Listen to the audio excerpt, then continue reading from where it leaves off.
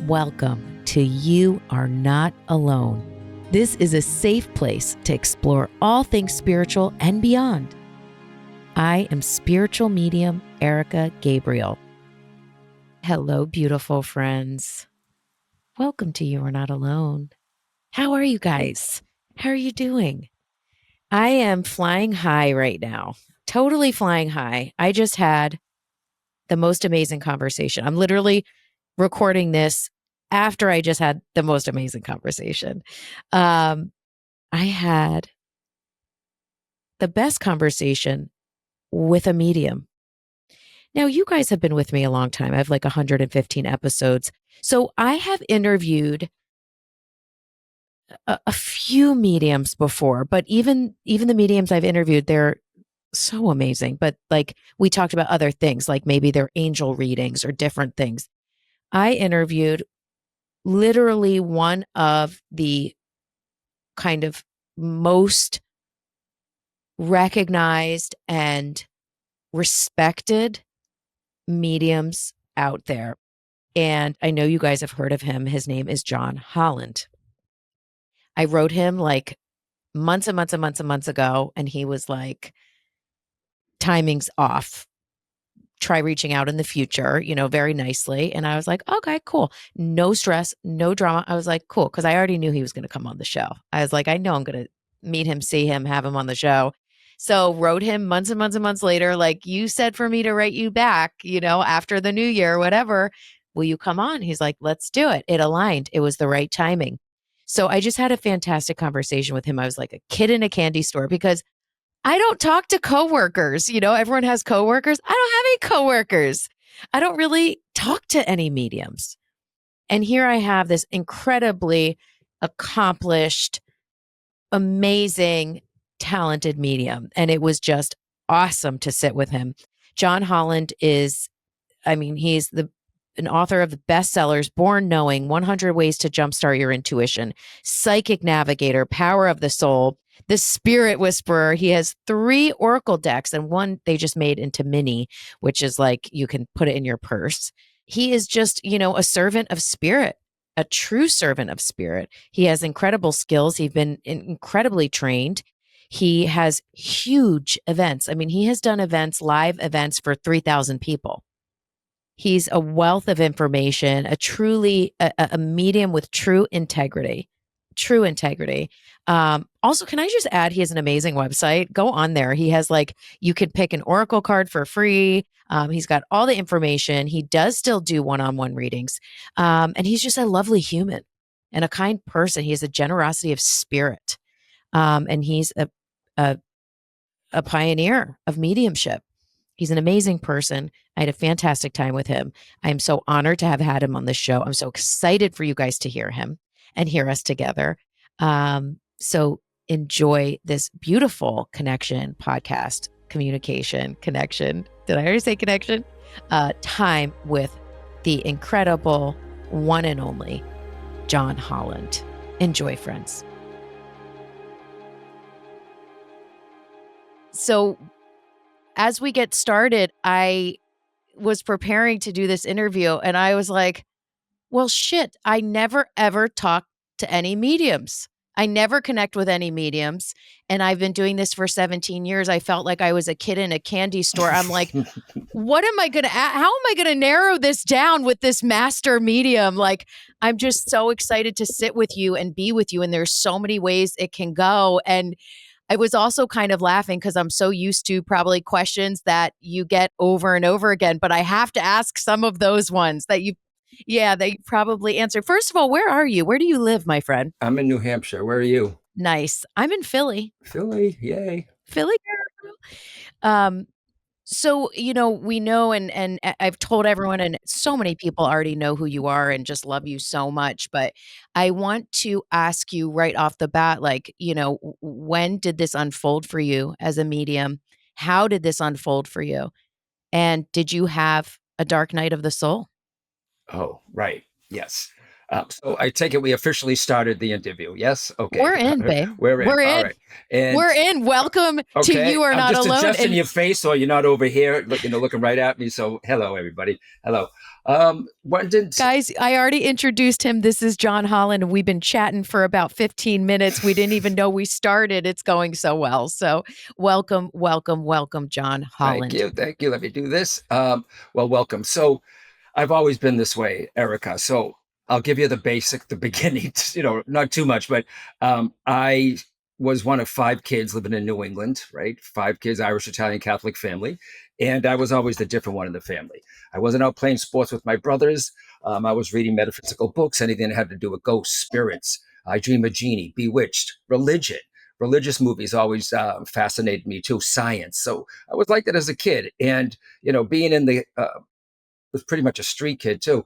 Um, I was always intuitive. I knew when people were going to come to the house. I knew I would finish other people's sentences. So I was born this way. That's why my first book is called Born Knowing, right? I was born this way. So obviously I had a potential for it, whether it was a past life and I'm bringing it over, I don't know.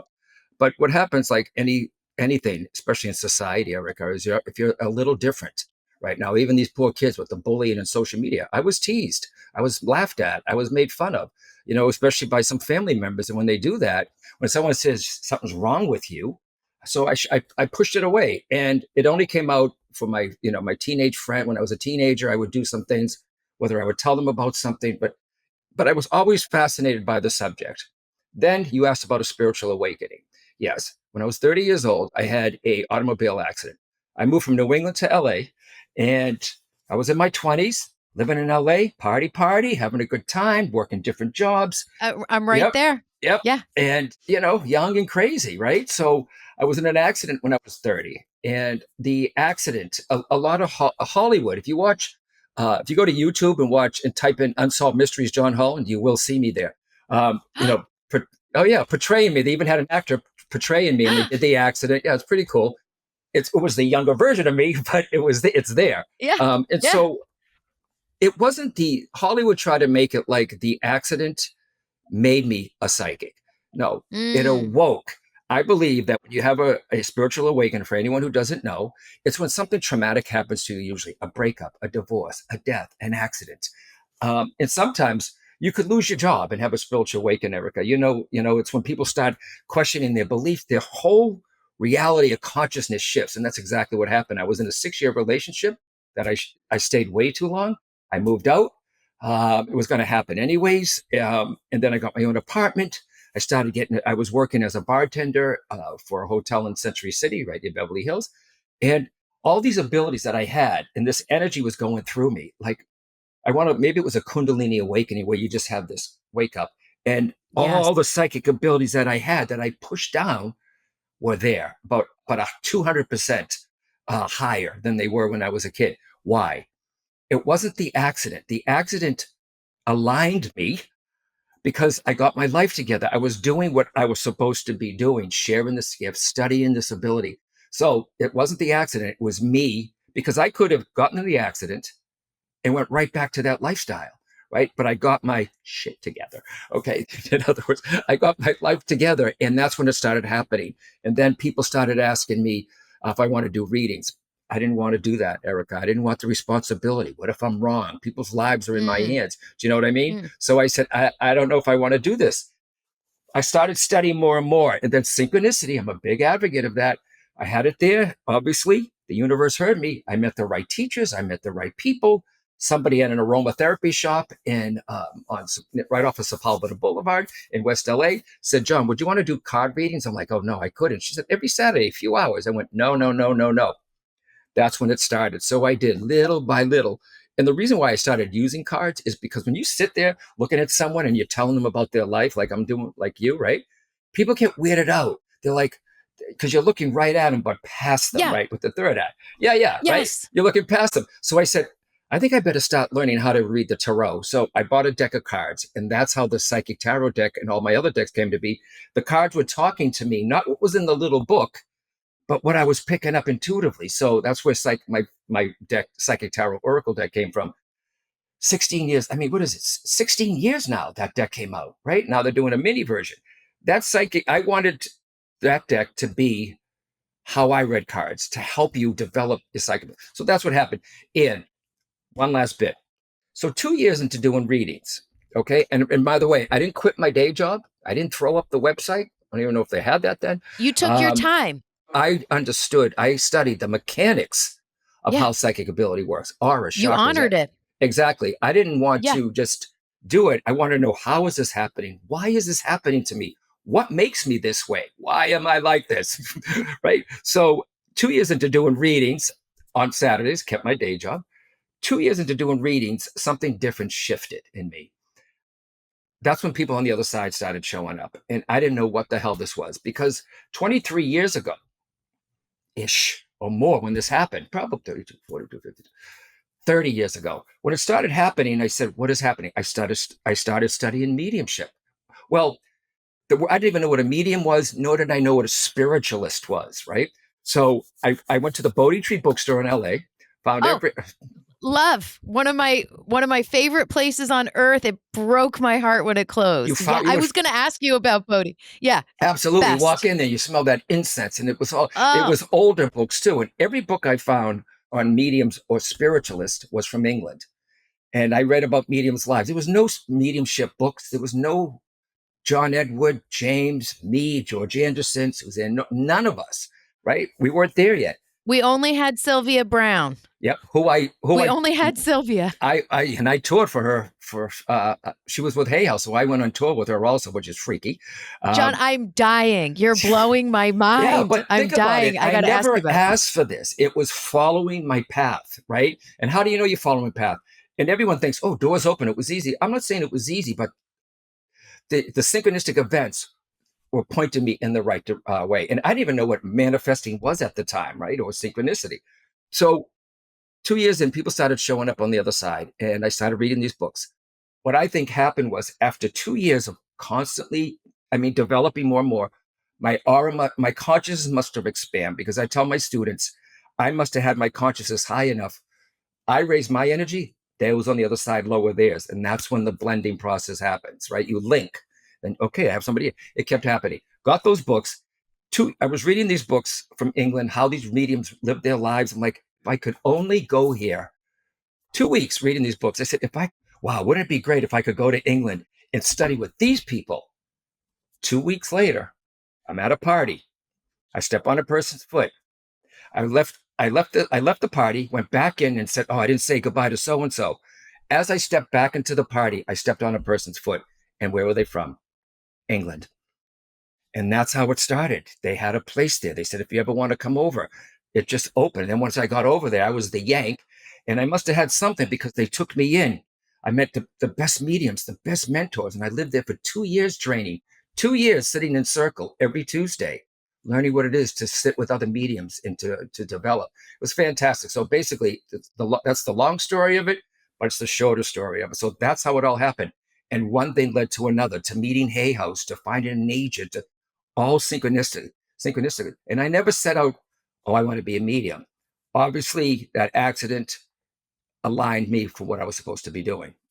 You kind of rode into that beautiful momentum and that unfolding. You never pushed anything, forced anything. It's such a beautiful creation of what you're doing now. And you have so much unbelievable integrity, and that's part of your unfolding.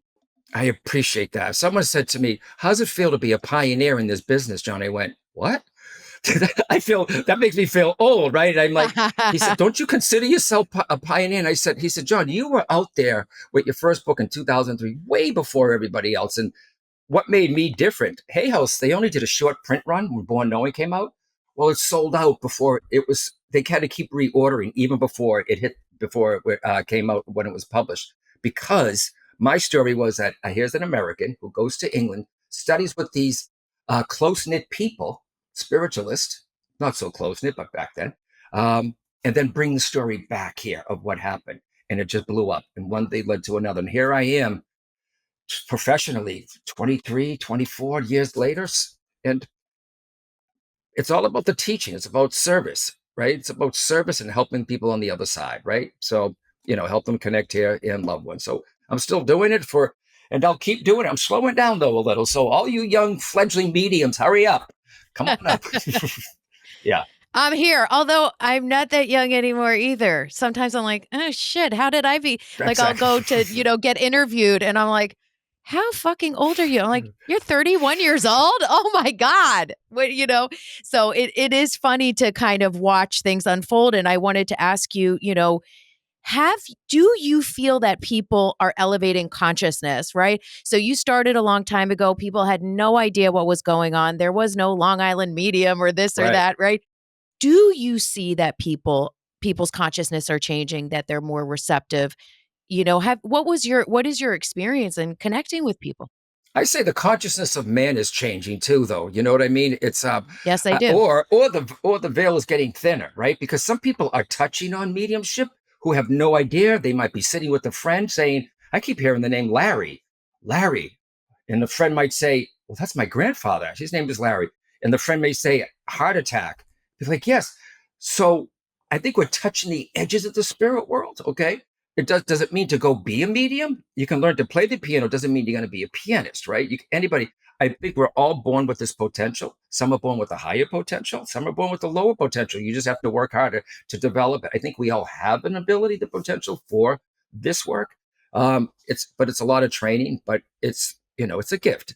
But is the consciousness changing? Yes, because I think with there's more out there now too. There's more on social media. There are more books. There's more meditation. There's so many spiritual teachers, and I am blessed, absolutely blessed, that being with Hay House, freaky, that I get to meet the Wayne Dyer, the Louise Hay, the Greg Bradens, the Sonia Choke, Mel Robbins. Right. I didn't meet her. I saw her recently though at the Hay, right in the Yeah, but greenhouse she's event. on your website. Who? Sonia Choquette, she has a quote on your website. She's fantastic. Absolutely, Yeah. Dr. Brian Weiss. I mean, Weiss, who I I love. know, I have right? his So book that's right why here. I love getting I know. together, is because I learned from all these teachers. Dr. Bruce Yes. Lipton, right? There's so many of them. So Fantastic. I think we are elevating, and the more you put, what it's like. Wherever you put your awareness, that's where you start going.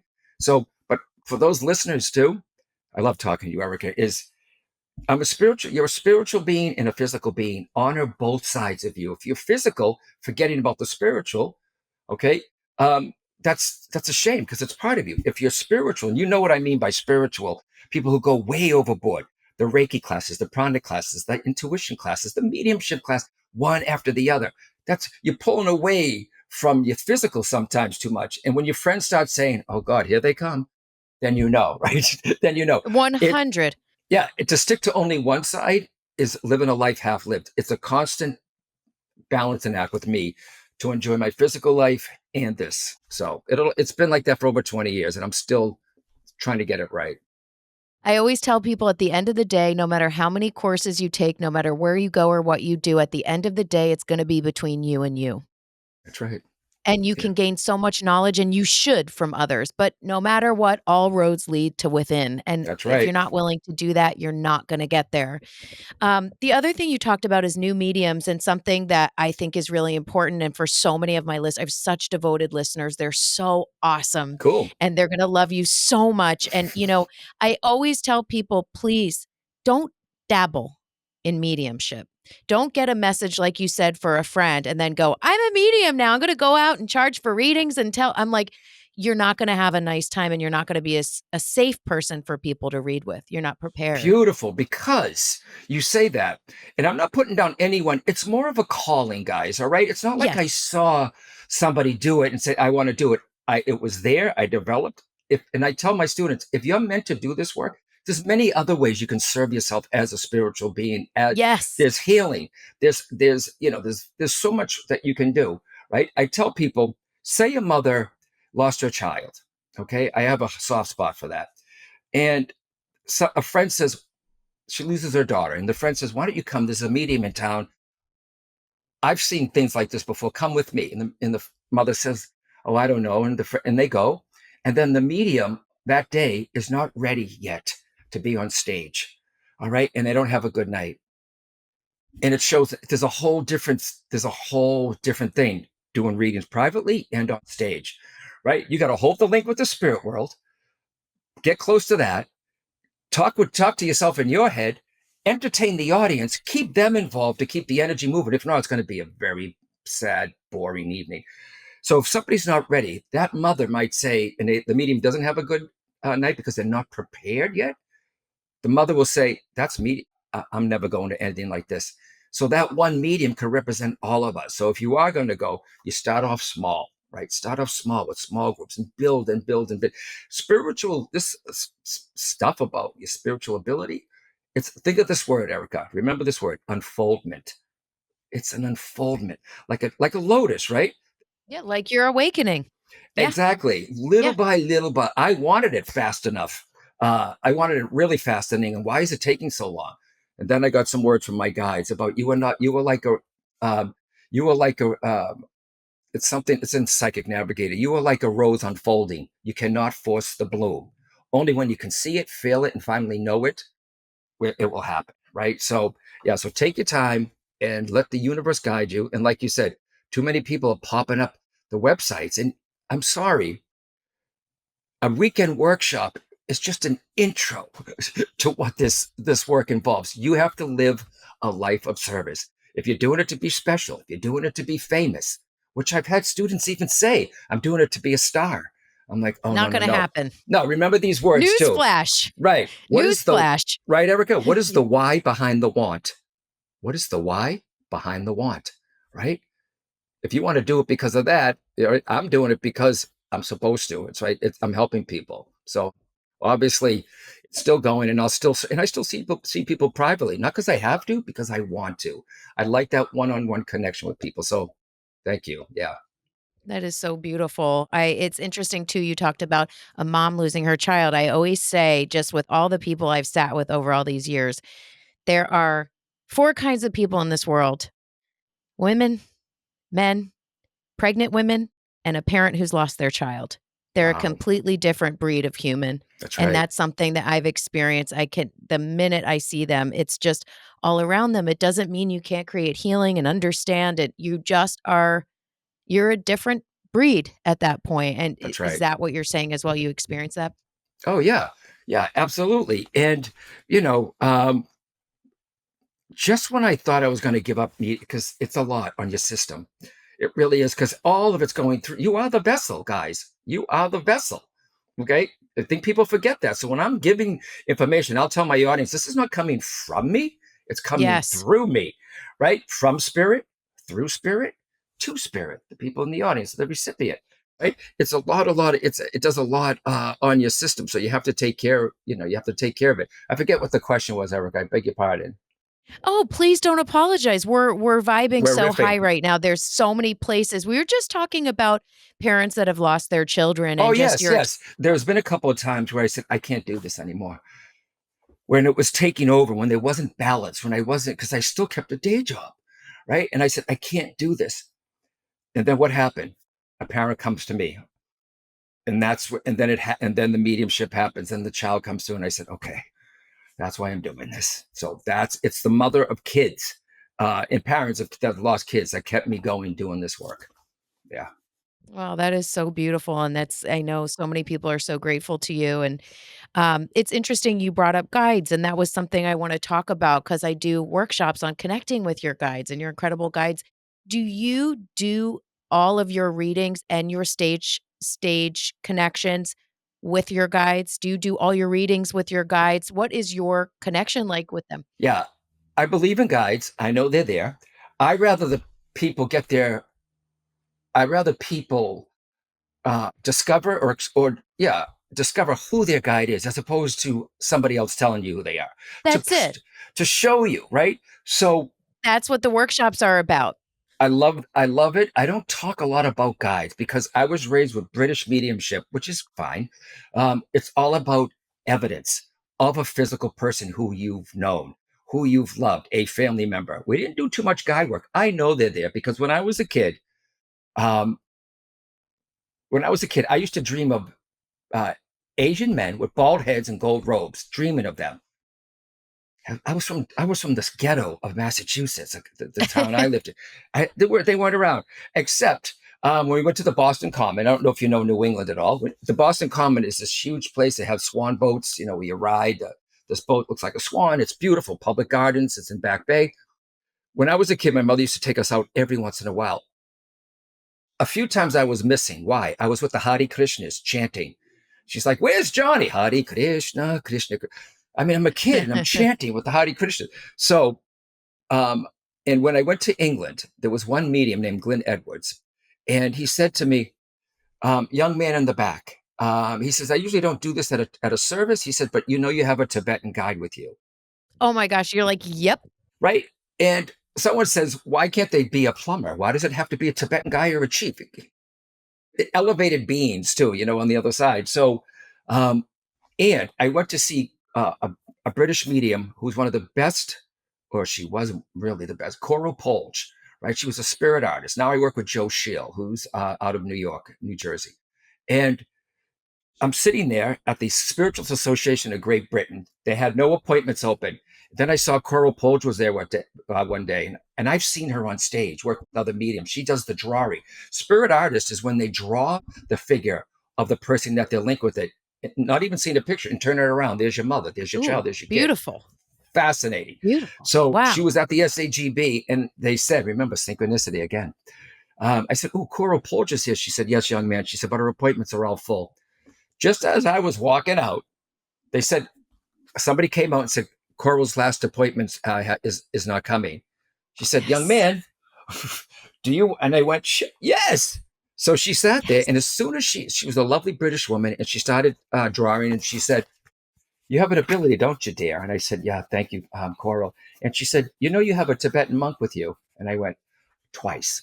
Right. And then it kept happening. So even though I said, "Don't let someone else tell you who your guide is," I was already dreaming of them. I love the colors, reds, and the colors like that a lot of Asian reds, yellows, and stuff too. So I'm like, wait a minute. And so I do work with guides, but when I'm with somebody, most people come to see me because of a loss, Erica, right? So when people come to see me, then all of a sudden there's a shift. Something different has happened. I said, "You're a student of this ability, or you're a medium, aren't you?"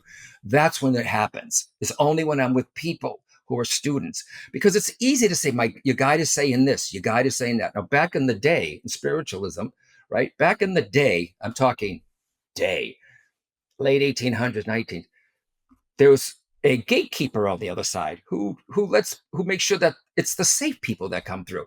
And then you have a doorkeeper. You got a gatekeeper and a doorkeeper. The doorkeeper is the one who's the guide and saying, "Okay, there's a gentleman here who lost a child. He's talking about," but now it's none of that is needed. I go right to the people. Now, someone says, "Well, why was it that? Why was it like that back then?" Well, if we're evolving with us with consciousness, who's to say they're not developing on the other side also, right? Of how they work with us. Yeah. So I don't know, but I do love talking about guides, but I don't use it a lot in my work.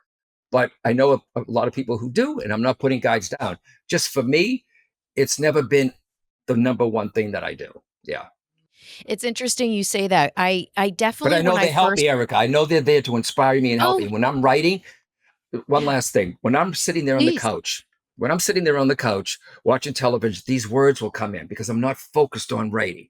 These words come in. And I know for a fact when some of my writing happens, it's not me. I never went to college, never took a writing class, never.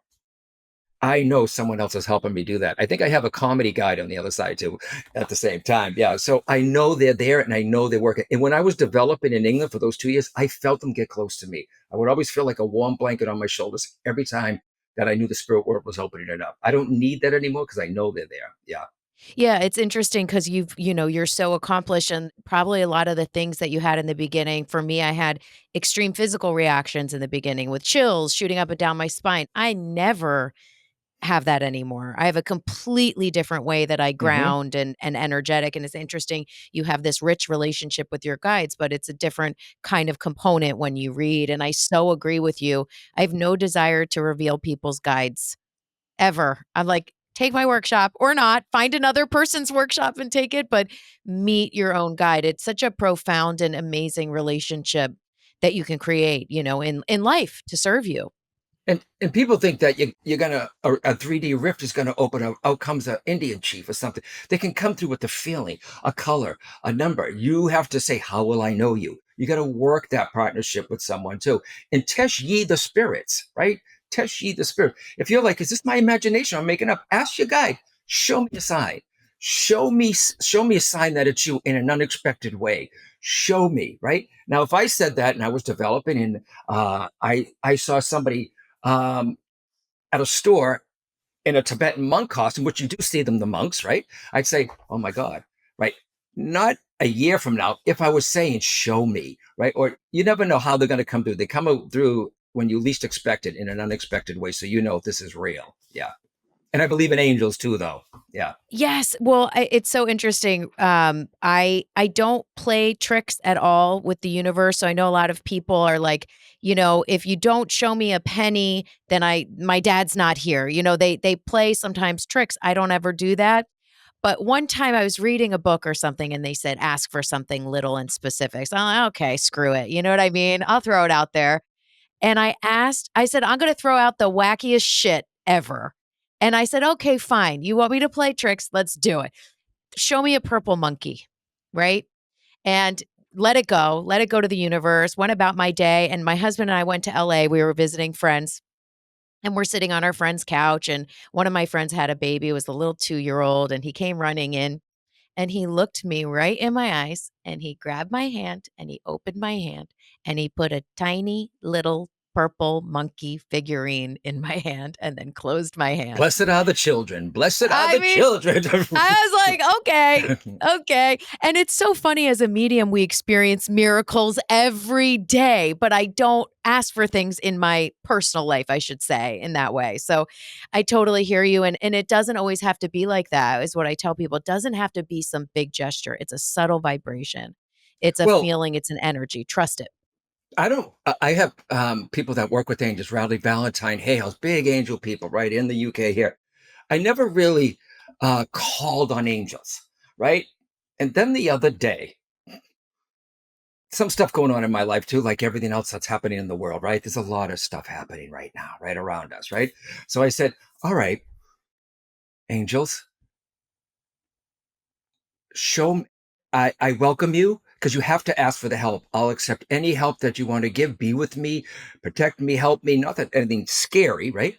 And I said, "Show me, help me." That's me putting it out there for one of the first times in my whole career, right? I've seen people do it on stage, and I felt it in the room. But for me personally, so sure. Then now I know what can happen if you wanted a red Volkswagen Bug. You're gonna see Volkswagens everywhere. Where you put your awareness happens. But when it happens unexpectedly, I started seeing angel things, right? Whether it was a logo or the name Angel, or um, I saw a speaker. I'll just say it. I just saw Cheryl Richardson speak at Circles of Wisdom in Andover. Okay, I mean in Methuen, Mass. She has a big box for me, right? And she said, "I hope you don't have this." I said, "What is it?" It was kind of heavy. I opened it up, and in Bristol, England, where I live, they have something called Bristol Blue Glass Factory, the real blue glass, not painted, not stained, but really, really blue. It's called Bristol Blue. I opened it up. What was it? It was I wish I had it here to show you. It's a statue this big of an angel, Bristol blue glass, out of the blue. And I just asked for signs. Now she could have got anything, right? So she had to order it from England. I saw her, she brought it, and there it was again. So someone could be like, "Well, that's a coincidence." Aren't we good at explaining it away? And Oh, why? because people don't Why? want, they don't put they just assume that it's just a coincidence. I must be at the right place at the right time. I guess I'm lucky. It's synchronicity. The universe is trying to get your attention, guys. And when you get these signs, it's your job to say, "I know it's a sign, thank you." Thank Acknowledge you. the sign, thank you. And the more you notice them, the more you'll get. Everyone, it might not be a giant billboard pointing with a giant neon arrow, unless you ask for that, right? You got that purple monkey thing going on, right? Purple, my favorite color. Yeah, yeah. Right. It could be meeting someone at the right time at a supermarket. They stop mentioning things. Somebody keeps mentioning the same book. It is there for you. Yeah. So I trust all that. Those who don't believe in magic will never find it, Yep. right? That's like Yep. my favorite quote. I think it's Oscar Wilde, but please, I'm so sorry if it's not, but I believe it is. So you talked about angels. There's two things that you said that just exactly spoke to two of the questions I wanted to ask. And this I'm dying to ask you because I've never asked a fellow Dying medium to this. ask me. Go ahead. Dying! No pun intended. Two mediums. Okay. So have you ever seen fairies in readings? No, no. It doesn't mean they're Okay. not, right? Okay. Um, I know plenty of people. There's a woman with Hay House, Karen, uh, and she is in England. She swears by them, right? Like they're there. So no, they've never come through a reading, nor have I ever seen one. But then again, man, when you see things out of the corner of your eye, and then you Yes. look, it's gone. I mean, you are seeing something. So I'm not saying they're not real. In my experience, I haven't experienced that, nor have I experienced ghosts, okay, or trapped souls, the ones that they say are trapped here, or they're not crossing to the light. If you pass away and you're on the other side, you're on the other side. You're not trapped. There's different levels to the spirit world. I talk about this in Bridging Two Realms. I believe there's different planes of existence, from the etheric to the astral to the causal to the celestial. It takes you, depending, it takes you a while to go from one plane to another. Guides, angels, Jesus, Buddha, Mother Teresa, they're up there in the celestial, the angels, right? So I seem to go to the astral, the mediumship. Some people go right to the top when they can access that. So I haven't seen fairies, but that's why I say, in my experience, I haven't experienced that. I've seen, I think, three fairies.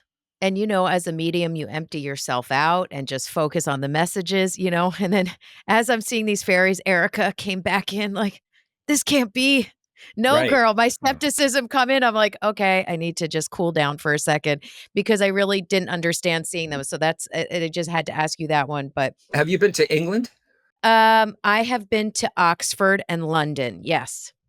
Yeah, but not out in the Cogswells. We're out in the Celtic Nope. part of, what, I'm just saying you will, right? So you'll experience that too. That's where the big of it. I mean, it's huge out there.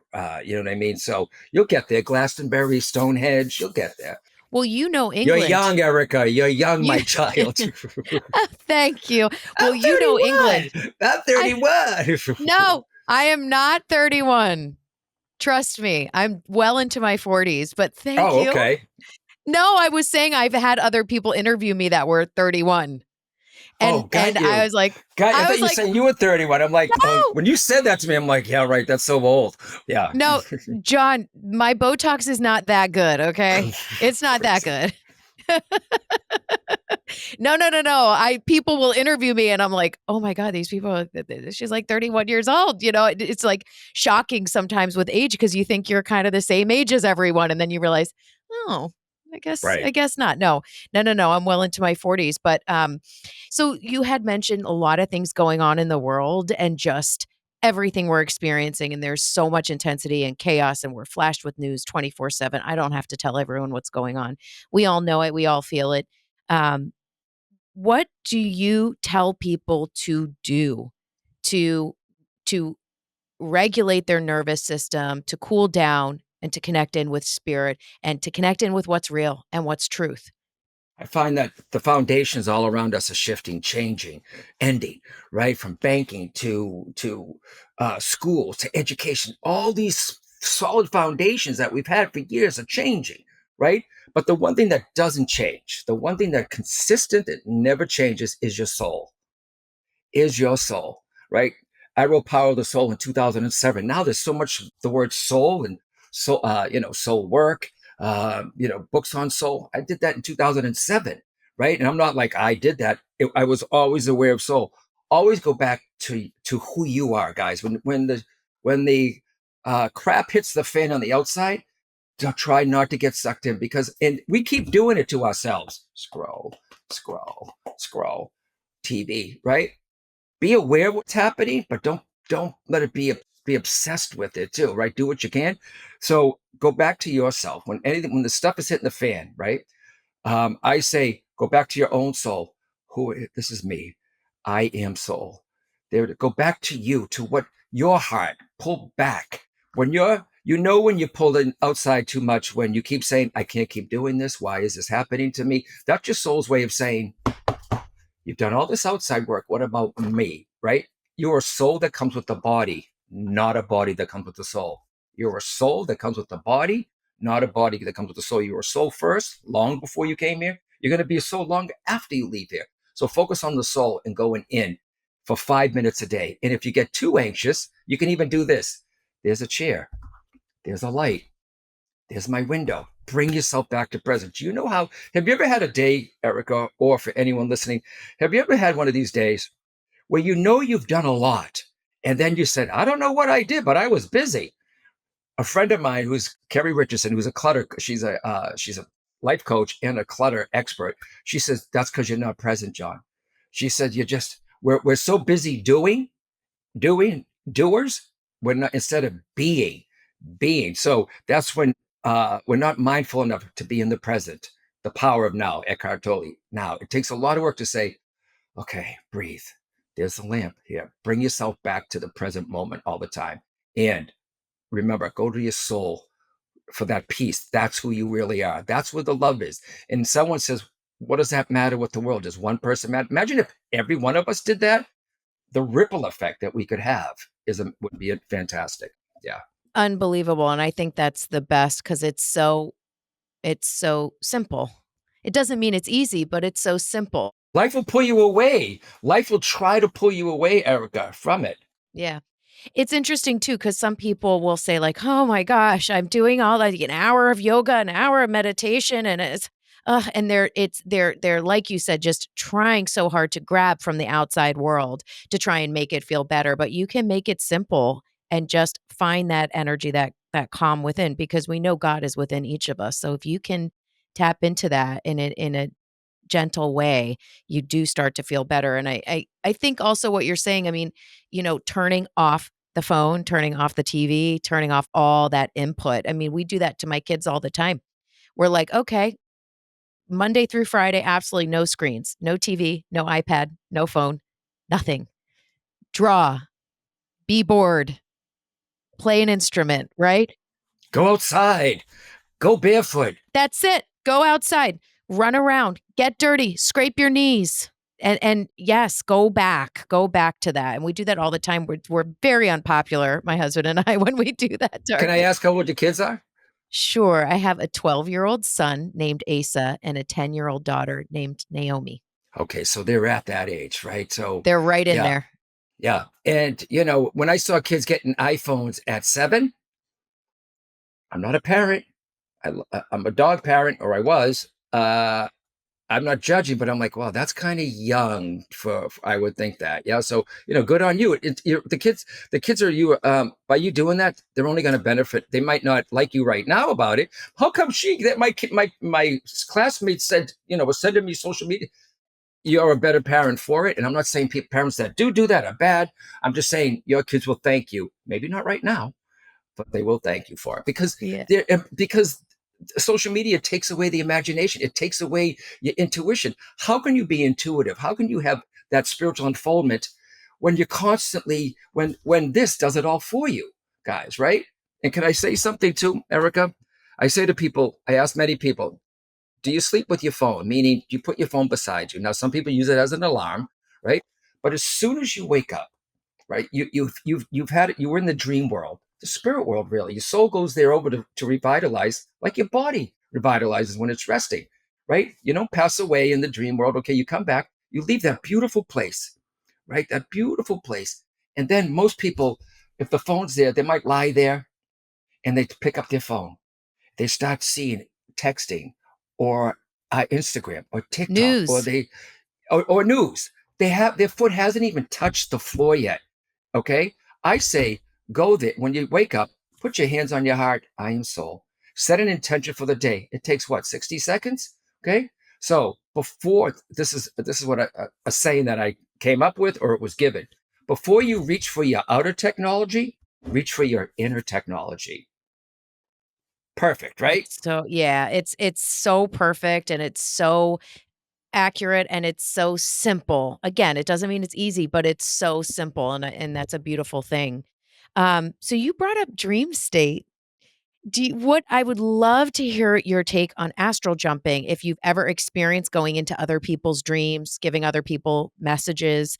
I've been having that experience more and more where people will come on and say, "I'm so glad I found you. You were in my dream." And I started searching for mediums on the Zoom and it was you, right? Someone I've never met. So, what do you experience of that? What is your thoughts on that? People have said to me, John, I had a dream that you were in my dream. You must have a message for me. What is it? And I say, no, no, because I have the books. I've been out there for a while, Erika. Your story, you just told me something different about someone coming to you. I may represent in there. I know all about dreams. I'm not all about it. I've studied dream interpretation with Kevin Tedeschi, who was the CEO of the Edgar Casey Foundation. He is a dream expert. He taught me a Wow. little bit of this. We did, yeah. So when somebody dreams of me, right, it's not really me in their dream. For some reason, they're looking. This is not ego, right, or that I'm pompous, but they're looking at me as a spiritual figure. So I represent spirituality to them in their dream. I am not there because I've had people say, "Stop spying on me in my dream," and I'm like, "Lady, it's I've got not better me." things to do with my time. Yeah. Exactly. Yeah. Exactly. Yeah. Yeah. So, Yeah. Yeah. dreams are fascinating too because you can get symbols from them. Your soul speaks to you through your dreams also because it tries to get your attention. Dreams, intuition, synchronistic events, and wake up calls, right? It tried the dreams, not listening, tried intuition, that intuitive hit you don't listen to. Synchronicity keeps in front of you. You explain it away. So the soul says, okay, they need a wake up call. That could be a spiritual awakening that happens. Yeah. So, yeah. Yeah. But Yeah. no, I That's haven't amazing. been to someone else's dreams before. But remember, you said Sylvia Brown. I always say keep a journal beside your bed before you wake up. If you say you don't dream, you do, or your head will explode. You just don't remember them. You can train yourself to have dream incubation, getting answers in your dream.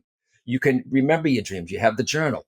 I'll remember my dreams. I'll remember my dreams. As soon as you wake up, write down what the dream was, the feeling, or whatever. Okay. So one time, well, this is when I was doing a lot of journaling before Hay House. Before Hay House. Now you might be too young for this, my love. Okay. So I love Lucy. All right. She used to Oh work my for a gosh. guy. That I had one poster on my wall growing up, and it was of Ricky and Lucy. It is my favorite show since I was little. Do you Absolute remember? favorite. Do you remember the Lucille Ball show? As she got older, she divorced Desi Arnaz, right? She worked in a bank, right? And Dale Gordon was her boss, right? He played Mr. Mooney, right? So now some of you kids may not remember that one. So in my dream, I had a dream that I was on stage with Sylvia Brown and the name Dale Gordon came across consciousness. Now, I wasn't on stage with him, but the name Dale Gordon. Years later, I'm touring with Sylvia Brown and Gordon Smith from England, right? So that to me had to have been a glimpse, had to be a glimpse, because I wasn't even John Holland or before the accident, dreamt I was on stage with Sylvia Brown and the name Dale Gordon was brought up. I ended up touring with Sylvia Brown and Gordon Smith, one of the most brilliant mediums, mentor who lives in Scotland. Fantastic. Yeah. So I find dreams fascinating. Yep. You selfishly, you have to tell me about Sylvia, even just a few sentences, because when I was, unfolding as a medium at, from the age of 7, she was the only one. And so I used to send in, write in and send in for her she had little booklets that were stapled and I would devour them and read them. And She set the stage. Yeah. She set the stage for a lot of us. I saw her on some TV shows where she was doing, a haunted store at Toys R Us, I think it was. And so she set the stage. So touring with her for 6 months. Now, I was with her in her, I don't want to say her older years, but she was up there, right? She was getting up there. And she would do a lot of cities and stuff too. So for 6 months, when she saw, nice woman, right? Very well scripted, and you couldn't challenge her on the Bible. Okay, she had every version. She just knew it because she was a religious. She was a parochial school teacher, I think, too. Right, so she knew that. But very kind to me, and it was like going touring for her. You'd see 4,000 people in the audience, 3,000, and I'm like, oh my god, this is like a rock star, right? Um, I was in Atlanta once, and there were 4,000 people in the audience, right? And I opened unbelievable. for her. I only had 30 minutes to say who I was, talk about my new book, Born Knowing, or the next one, Psychic Navigator, and do messages. Just 30 minutes. It was so she didn't have to do the whole 2.5 hours, right? It was giving her a break. So Hales put us together. It's true. Um, but the people that were there, I mean, and then so many would wait. She'd pull tickets and so many would wait. Huge lines to ask her a question. So she was fascinating. Bless her. I've done cruises with her too with Hay House. So now she's on the other side, but she kept going or right up until she passed away. Bless her, still serving, still going. But she did set the stage for a lot of us. Wow, that is so cool. Thank you for that story. That was total selfish question on my No, behalf, it's but not. It's fine. oh, good, good. Yeah, she's great. So the other thing I wanted to connect with you on, and I know so many of these amazing people that listen to this show have suffered loss, and a lot of them are spiritual seeking as well and looking for Hmm. purpose and meaning. But to those that are grieving, I know for me personally, I suffered a horrible loss, and everything I know from the spirit world and all these years of working with spirit, there were components that when I'm overwhelmed with the sense of grief, I bring in a lot of that knowledge and it does help, right? I mean, I Hmm. don't feel that anything can absolve you from grief. I truly don't. I think that's part of the human experience. But in your work, what lessons or what things do you feel has been most healing for people hearing, not just from their loved ones, but when you speak to them, when you're working with spirit, what are the most healing things that you've delivered that help people in in their deep grief? It can be so dark. you know, when someone loses someone, there's not really a time limit, really, because people say, you should, you need to snap out of it. You lost that person 2 years ago, 2 months, 2 years, whatever, right?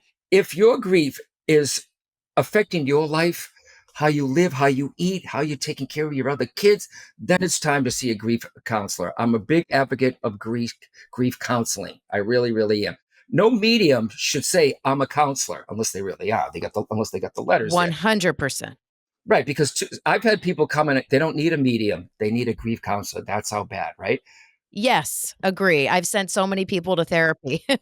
Yes. Yeah. So, you never get over a loss, you move through it. Okay, you move through it, whether it's a two-legged person or four-legged, by the way, too, right? Oh, Because yeah. oh yeah, yeah, right. I'm a big dog person, right? I Oh, do a lot of work for the SPCA here in New Hampshire. Volunteer, I give it away, right? So I think that if you lose someone, you're not by yourself, right? I always say there is support out there, right? The Forever Family Foundation helping parents heal. I think it helps to be with other parents or anyone that grieve that have gone through maybe a similar loss. yeah. Also, and it's easy for me to say, and I could do a message, and their kid might come through, right? It might help the grief, right? But I don't look. If we can do just a small bit, all right, of helping with their grief, then I feel we've done our job, right? So I think that what helps me the most is I am a big advocate of ADCs, after death communication, the signs. Your kid could be sending you something, right? If you say this, Erica, too, for all who are listening, you want a sign from a loved one or the universe. It's okay to be specific, like the purple monkey, right? Yeah. Now, when my mom passed away, just before she passed away, she knew. I said to her mom, "Send me this, something that she loves." Okay, that was around her, and I said, "And I'll know it's you from a medium." But I limited. Yeah, I thought about it. My mom passed in 2011, 14 years ago. As a matter of fact, it's going to be this May 15th. Um, so I've been waiting for a medium to give me that, to slip it into a reading. But it gets weird. When I get a reading from a medium, they get all weirded out. Oh, I don't want to read. Oh my God, it's John Hall. And I'm like, Yeah. I need to see someone who doesn't know me at all, maybe on the phone. And I've done that. Um, I limited it by saying through a medium, she could send it any way she wants, right? So be open to the specific sign. You could say, I want a monarch butterfly on Tuesday on my shoulder. Be open to the other ways that they can get your attention: dreams, Yes. smells, the pennies and dimes that you find, being at the Yes. right place, your license plate of your mom's birthday you were just thinking of. If you were just thinking about it, then stuff happens, or you get an evidence after the communication, which was coined by Judy and Bill Guggenheim's book, Hello from Heaven. Those are signs that are personally meant for you, not facilitated by a medium. Ask for those signs too, though. Absolutely. Yep. That is so beautiful, and I think, something that can be frustrating is if you're, say you're doing a reading and all of these incredible specific messages are coming through and people are just like, "Nope, that's not the purple monkey." You know what I mean? It's like, it's not always exactly what you think, but you should not be open to other beautiful things that may come through, Yeah. and I notice that sometimes, yeah. You can limit yourself in a reading Right. by only Yeah. wanting, one thing, right? And it's how it's your intro speech to the audience or to the client before you start. I'll say, I know you're here for a few people. Um, you're probably here for a few people or one. Please think beyond who you want to hear from. If you're Yes. married or were married, they have full right to come in because you're so Yes. interested. You're just mom, mom, mom. And I know this, right? I've been doing this work for so long, right? I had the honor of doing it for so long. When people go, no, no, think about it. Slow down. And then if you're a good enough medium, you had enough proper training, you could say, let me help you with that. Isn't your father's mother the one that had sugar diabetes? Oh my God. Oh, totally. Think beyond who you want to hear from. Beyond, and you never know who's going to come through. And I always say too, you never know who's going to come through. Someone you least expect may come through. Someone you don't want to hear from may come through. Usually it's for an apology, right? You never know. Maybe that person you didn't get along with, that you didn't like, they come through. Hold on. All right. Okay. They could be coming through to apologize. It happens all the time. And they're the ones that open up the doors for somebody else to come through. You never know how that door is going to open in a city with someone. So it's how, when they say no, nope, I know enough how to handle a client like that. And I could be wrong. Okay. But usually I know where I'm going and I know what I have. And I stick to the training that I have. I have a man here. He feels like an older man. It feels like a father. My father's alive. A father, yeah, you know what I mean. A father-in-law is the same for me. A father figure, it's someone who meant yes, it's yes, it can be very, like, a little frustrating Yeah, and d yeah, and especially when someone is like, won't they're just done. Sometimes people actually, I find, they don't actually wanna be read. They really don't, maybe someone got yeah, them it as a gift, and it's like, "It's cool, man. I don't I'm not a magician, I don't need to convince you that this," it's like, you don't have to get a reading. It that can be happens in tough, and audiences with me. I mean, people have been on my wait list. They want to see. I mean, people on my wait list, they want to come. It's no one comes here and does this. Yeah, go ahead. Right? It's or the wife pays for the husband to go and he doesn't want to go. I know immediately in 10 minutes, right? If that wall is, and I'll try to get through the wall, right? Maybe lighten them up a little. If it doesn't, I end it, right? I'm not going to charge them. It's like, look, it's not happening right now. But in the audiences, there are plenty of people who are coming for entertainment, to go see the psychic.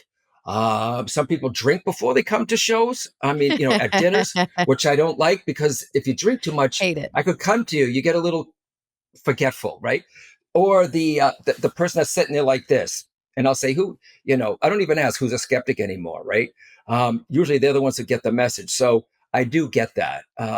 People that come, but they don't. The people that don't want to be read are the ones usually who get read. I've seen grown men cry. I've Yeah. seen grown men cry in front Wow. of me, right? One, especially when his dad came through and talked about the cars and the motorcycles. And I shouldn't say I shifted his world. I never say, look what I got. In the beginning, a medium or a student might say, I got this and I got this and I got that. And I'll say, did you get it or was it given? Ooh, right? Okay. So if that son walks away going, oh my God, this is real, maybe I change his perspective, right? Because too many of us, the world, they think psychics, they look at, I say too, let go of what you see on television. Let go of how they portray us in movies. We see Yes. dead people. Or the ghost whisperer, where they would come through all scary and, with all these illnesses or, burn victims or something. And then remember that? A ghost whisperer. And then as the Yes. episode went on, they were complete, right? If I saw people like that on the other side coming to me, I wouldn't do this work. No, it's such a misconception. I agree, and even with on TV, it's like they shoot for 2 hours and they air, 20 seconds of that reading, which is totally fine. That's edited for time. Yeah. And I say that to people too.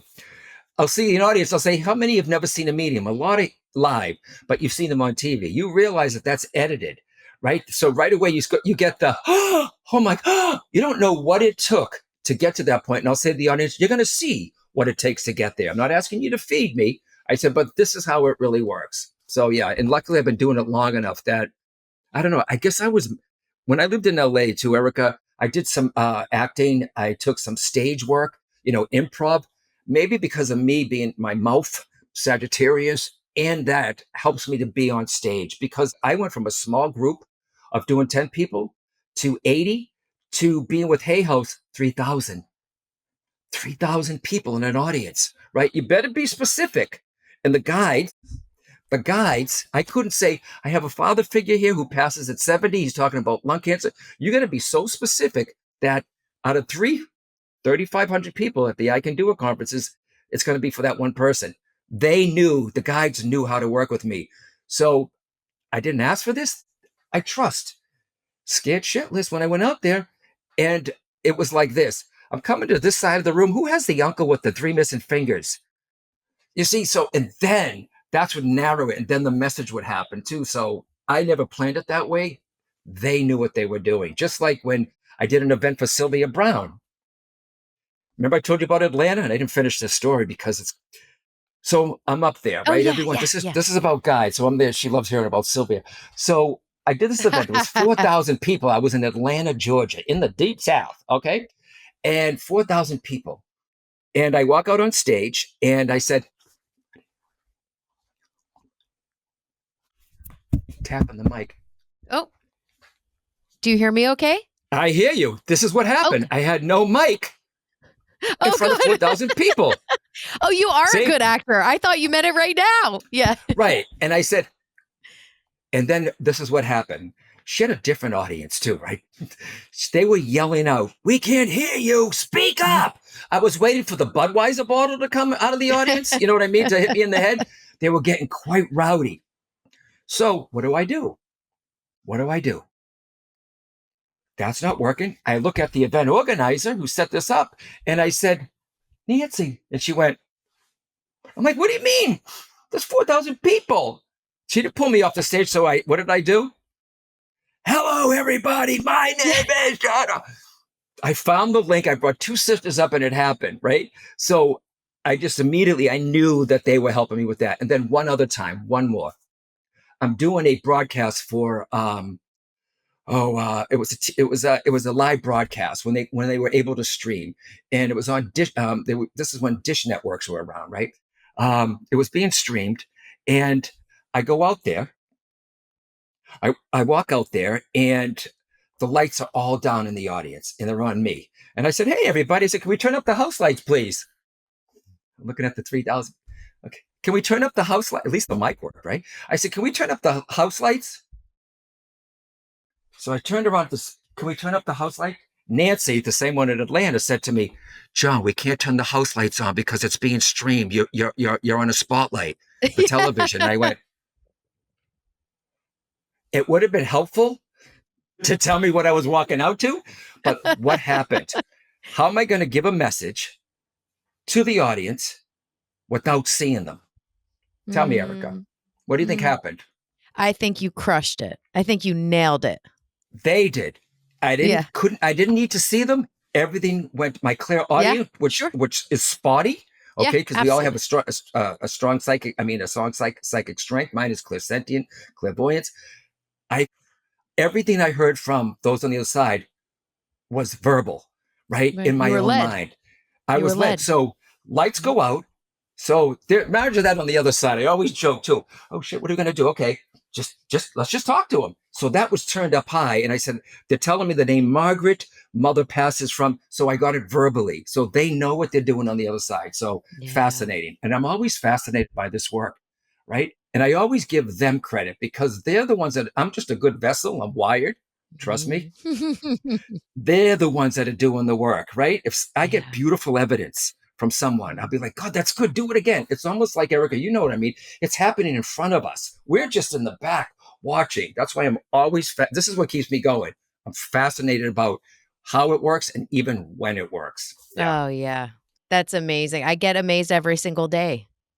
Hmm. Every day, I'm like, "Oh my god, that's amazing." And I never feel Yeah. it's from me. I always feel it's between the person I'm reading and spirit. I feel like a straw. Yeah. They pull the information through me. I'm a straw. When I was in England, there was one medium. She said to keep your ego out of it, remember, you're just a tube. You're Yeah. just a tube. That's all you are. But remember, it's a three-way communication, Erica, right? It's them, you, and me. Yeah, Them, of course. you, and the recipient. It's like it's like a perfectly shaken cocktail, like my friend and colleague who passed away, Janet Havoc, who has the Journey Within Church, where Joe Shields at. Joe, if you're in New Jersey, everyone, or that area, check out the Journey Within. So she said it's like it has all three have to be in sync.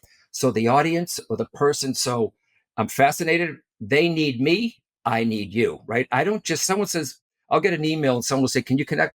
Can you say hi to my mother right now?" And through it, it doesn't work that way. I need the person's because it's your love, your energy that draws them. That is the bridge. Your love is the bridge that connects them to the other side. Yeah. John, every single person that hears this podcast is going to want to know how to see you on a stage show, how to work with you, how to buy your books, how to buy your oracle decks. Everyone is going to want to connect with you. Do you mind just telling everyone how they can do that and be with you? Sure. Everything's on johnholland.com. I mean, more is being developed. You're going to see one with Joe Shield and I. It's called the evolving medium. As mediumship changes, so does your mediumship, or it should change because we stick to the foundation of what we were trained in, but we're bringing in some new stuff. And Joe Shield is that artist, so that's a webinar that's going to go on. I got another one in Massachusetts with Tammy Mastroberti about it's connection to manifesting, connecting to the spirit language. I mean, to the language of spirit. Um, Teaching some technique because there's ways to manifest and there's some things.